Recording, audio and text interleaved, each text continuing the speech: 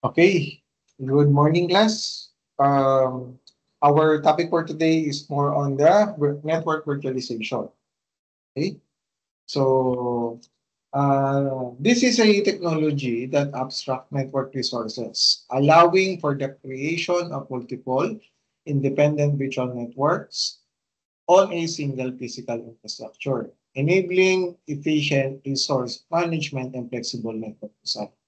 So, since we usually yung mga network natin is relying on the hardware itself, no? Or the physical itself, um, when it comes to network virtualization, it's on top, no? On top of what we have on the physical layer. So, definitely, it will also include them in the uh, it will also running on the virtualization, no, ng mga servers natin. Ibig sabihin, yung network yung network physical hardware natin, it will also run as a virtual machine, no? Parang virtual machine din siya, pero sa loob niya hindi siya server, no? It's also a network equipment like network switch or network core switch or also a router. So, okay. So what are the benefits of network virtualization?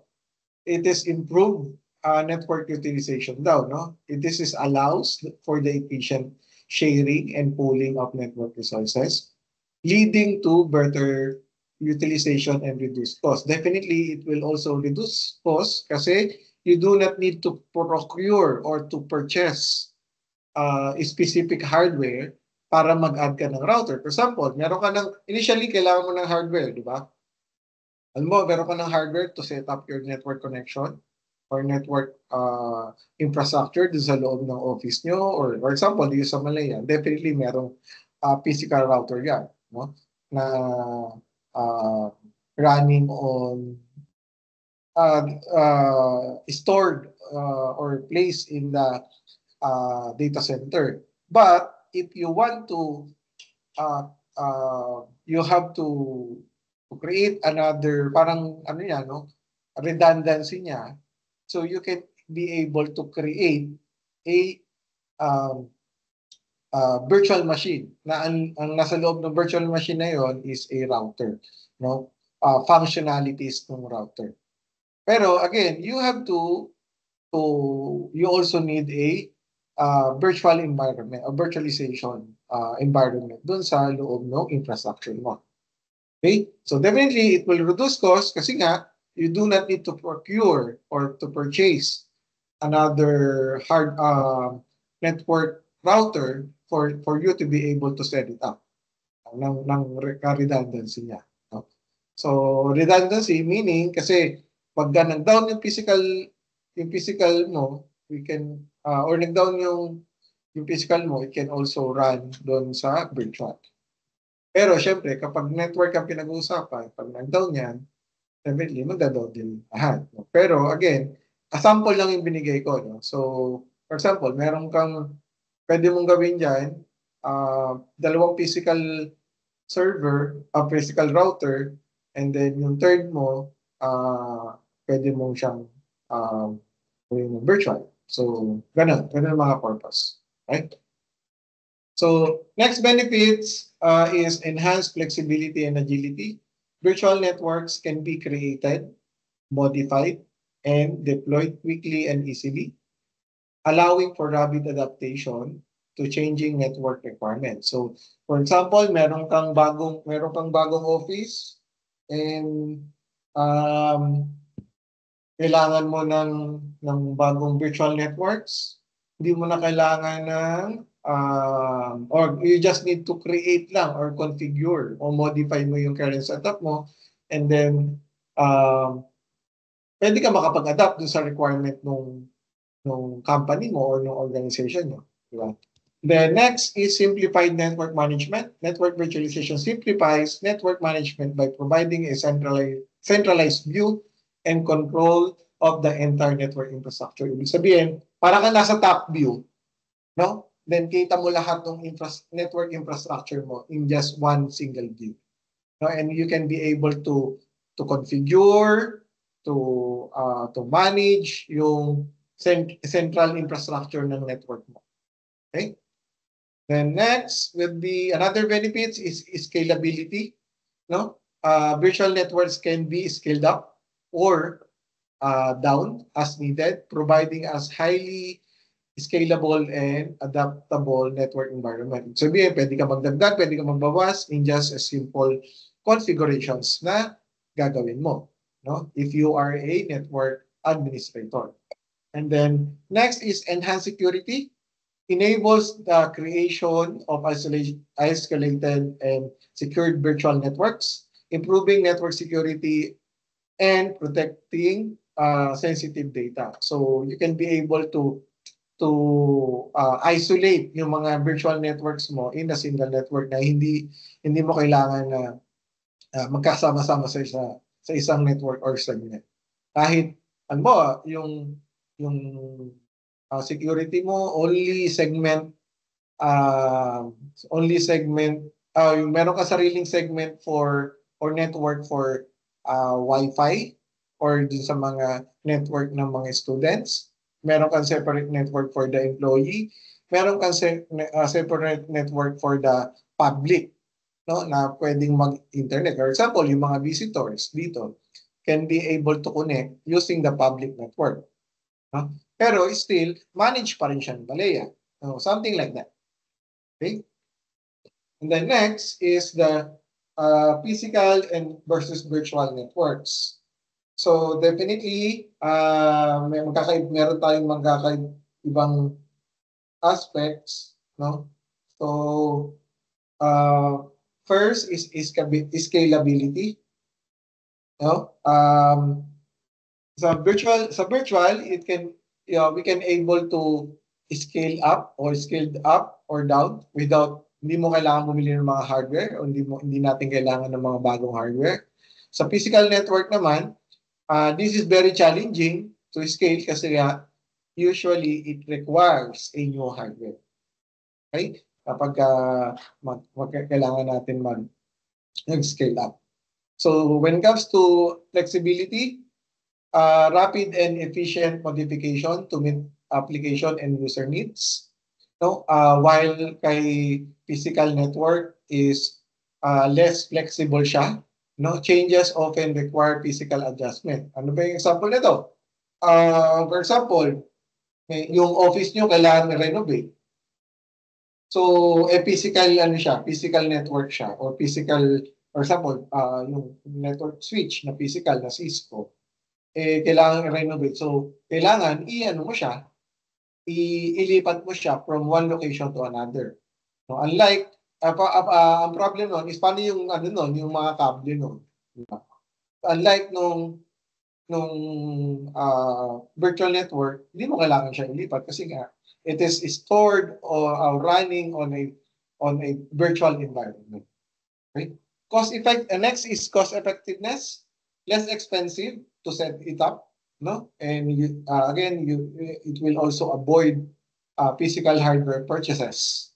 And then when it comes to physical network, more expensive kasi nga kailangan mong bumili o ma-procure ng physical hardware.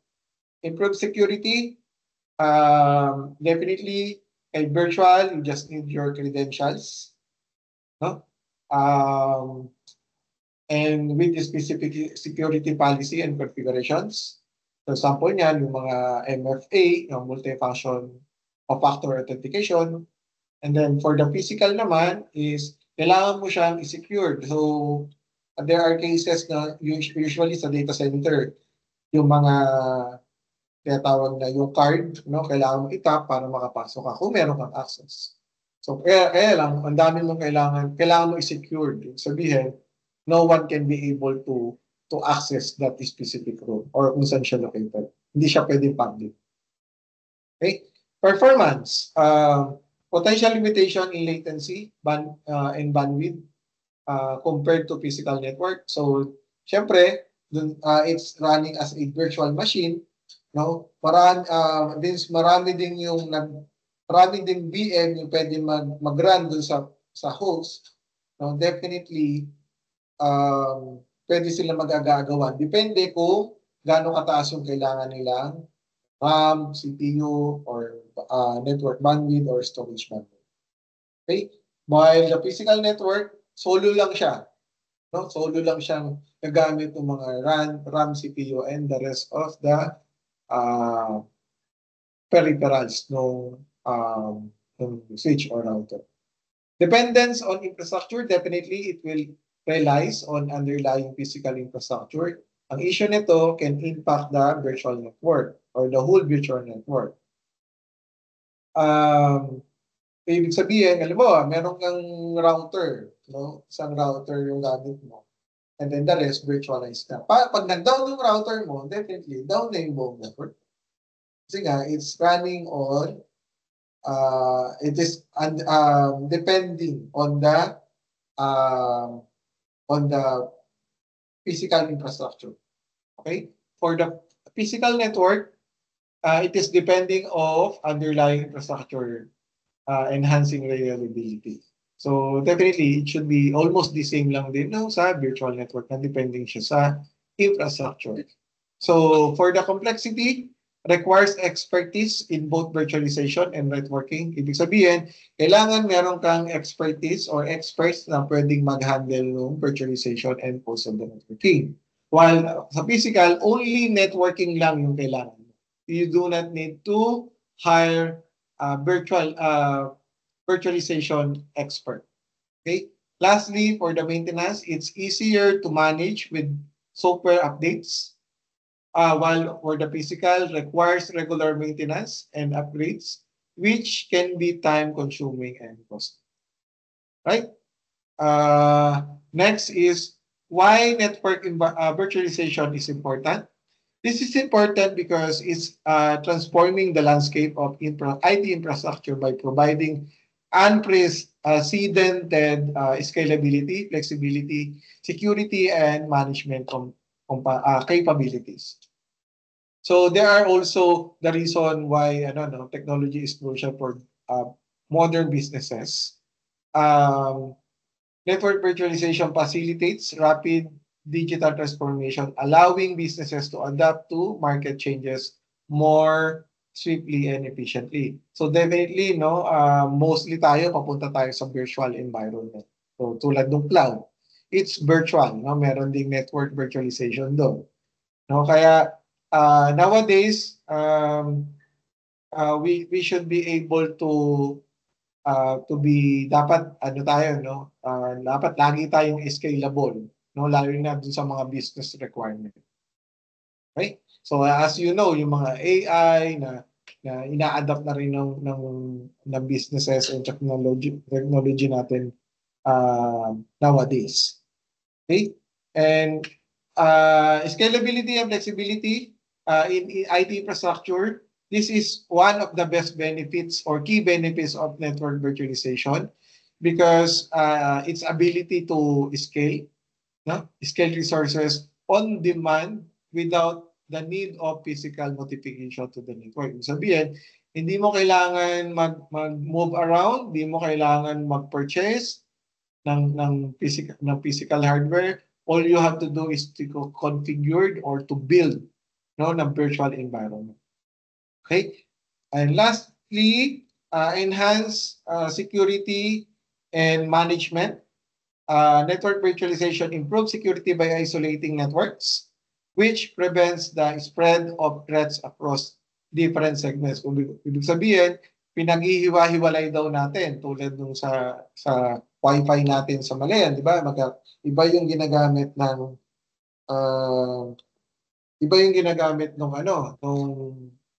mga students, iba yung ginagamit ng mga employees and the rest. Okay? So for the next I will be sharing you a video. Yung video na to, it will also show us yung another perspective, what is network virtualization. Let me just unshare and reshare it once again. 1 minute.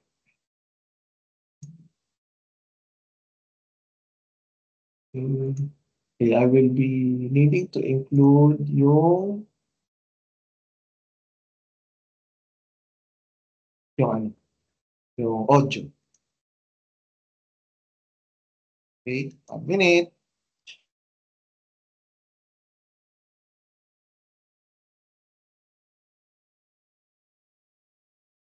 Okay. So,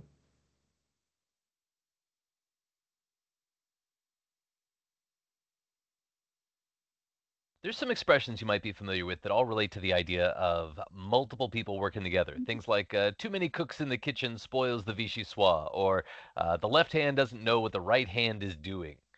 And the fact is that we're likely to encounter some serious challenges because our virtualization team on one side is going to be encountering the networking team on the other. One side is focused on VMs and making sure that they are online and accessible no matter which host they happen to be running on. The other is closely tied to network pathing, setting up IP addresses, routing, firewalls, and security elements. And yet these two must work together. And virtualization is challenging for the network team because once we can quickly roll out a set of virtual machines, we expect them to be able to get on the network quickly.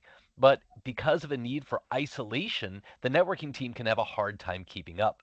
So, to bring some simplification to this process, one of the newer forms of virtualization is simply called network virtualization. So, let's look at what this technology is and how it's going to fit into the bigger picture of virtualization as a whole. Let's start by taking a look at traditional networking with these 3 hypervisor hosts and 6 virtual machines. Each host would manage its own internal virtual switch, and virtual machines could be plugged into those virtual switches. Now, are all these virtual machines just thrown into a pool and can all communicate with each other? Maybe, but the color coding that I've put here is to illustrate the idea of the traditional VLAN segregation technology. Layer 2 communication is only possible between virtual machines that share the exact same VLAN ID number. And because of that, if you're looking at IP addresses, virtual machines that are in a different VLAN operationally will need to have a different subnet that they belong to in order to enable routing to communicate with something in a different VLAN. But the hypervisor hosts in and of themselves are never providing routing. Instead, they simply are going to have uplinks to one or more physical switches. And those physical switches could be connected to layer 3 switches or to routers. And this absolutely works. But here's the challenge. These conventions for VLAN ID numbers need to be consistent not only in the virtual world for the virtual machines, but also on the physical world. In other words, the physical switch must be aware of VLAN 500 and VLAN 501 in order to enable a virtual machine to have local broadcast level communication from one device to another device in the same VLAN, in the same subnet. Well, the switch has to know that VLAN in order to forward that traffic. But what if we need communication to something that's in a different VLAN? Well, then not only does the switch have to be aware of it, but our routing services need to be aware of those VLANs as well and have IP addresses so that it can function as a gateway so that communication could go from one virtual machine to another virtual machine by processing through the router, perhaps even going back into the same host in order to communicate with something in a separate VLAN. Now, this long, extended hairpin turn that goes all the way out to the physical switch and to the physical router is not efficient for networking.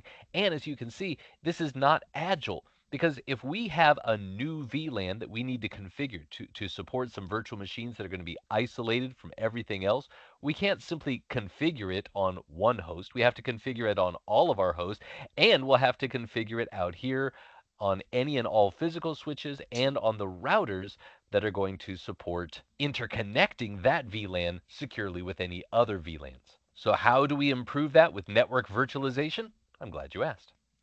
Network virtualization is going to enable all of the hypervisor hosts to have a shared logical switch that all the virtual machines that need to have local communication with each other can share, and a separate logical switch for each of those local networks. By creating these network virtualization logical switches, virtual machines can be given their own isolated network and yet can still communicate with each other. Now, like with VLANs, each of these unique logical switches will have to have their own ID number. Let's say it was 10,000 and 10,001, respectively.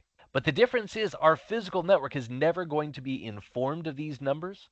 Well, if the physical switches and routers don't know about these new numbers that we're creating, how can virtual machines talk to each other? And the answer is encapsulation. If virtual machine 1 wants to talk to virtual machine 3, they're in the same network. They should be able to broadcast to one another. So any message that's going within the same logical switch, the virtual machine's message will be encapsulated inside of a host protocol. For example, VMware uses a protocol called VXLAN. And so in this case, this VXLAN message will go through the physical switch to just host B, if we're trying to communicate with virtual machine 3, or to host B and C, if, for example, I was sending out a broadcast message. So once that message has gotten to the destination, then host B, in this case, can de-encapsulate the message and forward it through the logical switch right where it needs to go. So the physical switch never had to see that message. But what if now we need to have a message between VXLANs? Say it was between even something as simple as VM1 and VM2. Well, in the world of virtual networking, not only do we have logical switches, but we can also have logical distributed routers. So all of the hypervisor hosts can have a local routing service with interfaces that are able to connect to the logical switches. So if virtual machine 1 wants to communicate with virtual machine 2, that logical process, all in the mind of the hypervisor host, can simply go down into the logical switch through the logical router and go into the other logical switch and communicate with the virtual machine. All of that is happening right there, in this case on hypervisor host A. It didn't have to touch the physical switch. It didn't have to touch the physical router. It's totally isolated. Notice how much more efficient that is than the long hairpin turn that we were talking about earlier. But because the exact same logical router exists in the mind of hypervisor host A, B, and C, whether it's virtual machine wanting to communicate with virtual machine 2 or 4 or 6, the process will work exactly the same way by going into the virtual machine through the logical router and then out of host A, encapsulated using the VXLAN technology to be able to cross over to host B, where it can then be forwarded directly to virtual machine 4. And the crowd goes wild because we've created logical switching and even routing without having to affect the physical network. Now, with all that said, let's say you're in an interview and someone asks you, so what do you think network virtualization is? Here's the easy answer. Network virtualization? Oh yeah, that's just when the hypervisor hosts share logical switches and routers and encapsulate virtual machine to virtual machine data so that the physical network is unaffected. I hope this has been informative for you, and that's All right, so that's all for the network virtualization. We're going to discuss later the for the storage virtualization. Right? Thank you.